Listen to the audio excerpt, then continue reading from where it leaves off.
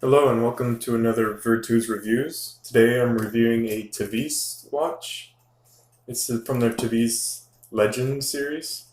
I couldn't quite get an exact number on it. It says here J1765G/B. And this is slightly different than the Tevise T801 dive watch. It's a more dressy watch. And I bought this from an American seller for $17 brand new.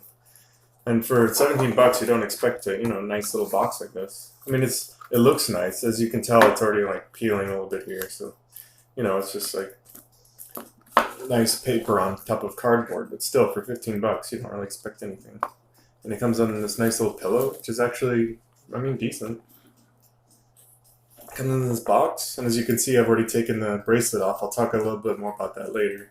But yeah, it's pretty much the worst bracelet I've ever come across. So what I did was took it off that pretty much immediately and put it on this nice leather strap I have from Amazon. So as you can see, it's actually not bad looking for 15 bucks. It's only 38 millimeters, so it wears kind of small. But I like I think they're called Dauphine hands. It actually has a little bit of loom on them.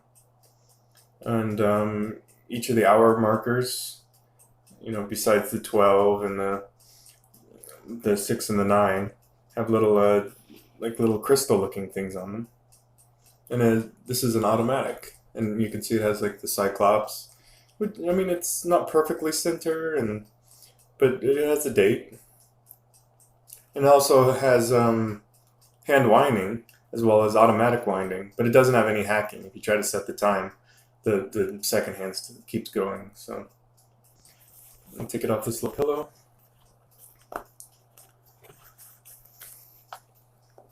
Show you the movement. So there's the movement. It's a Tevise. Oh, it says number T629. So that's the model, 629. Stainless steel, 3 atmospheres water resistance, so 30 meters, 100 feet. So pretty much, like splash proof, but don't go showering with this or diving or swimming. So yeah, there's the rotor. Has a nice Tevise logo on it. But I've heard that that's not the actual on the rotor. That's just metal glued to the rotor, not glued or either taped. So, but yeah, to have a display case back on a $15 watch, that's pretty cool. And as you can see, it's stainless steel and gold color, but you can tell this isn't even metal. I don't think this bezel. It feels kind of plasticky, but it actually has like a Tevise logo on the crown, which is another nice touch. So now to the worst part of this watch. Here is the bracelet. So I have a pretty small wrist. They're a little less than 6.5 inches. But even though I'm 6'2" and 200 pounds, I have very small wrists, which makes it hard for me to usually size these. It wasn't too hard to size, but no matter how small I could get it, I have it on the lowest settings on everything. It still is too big for my wrist. Maybe I can break these links right here. I could probably do that, but it's just uncomfortable to wear. And the way it bends, it just catches all the hairs on my, hairy wrists. So. And also, I've heard of hollow end links, but these just have hollow links. All the middle links are completely see-through. And I think even the side links, these gold ones, and you can tell they're like poorly painted on gold color.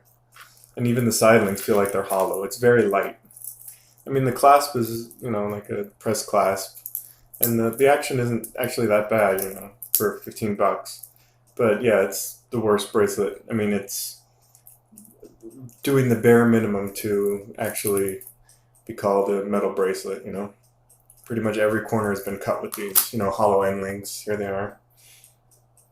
But yeah, it wasn't hard to resize, but it's just, yeah, I automatically took it off and put it on a leather strap. I really prefer leather straps because I just don't like dealing with all the things you can deal with these metal bracelets. It also came with a nice little tag.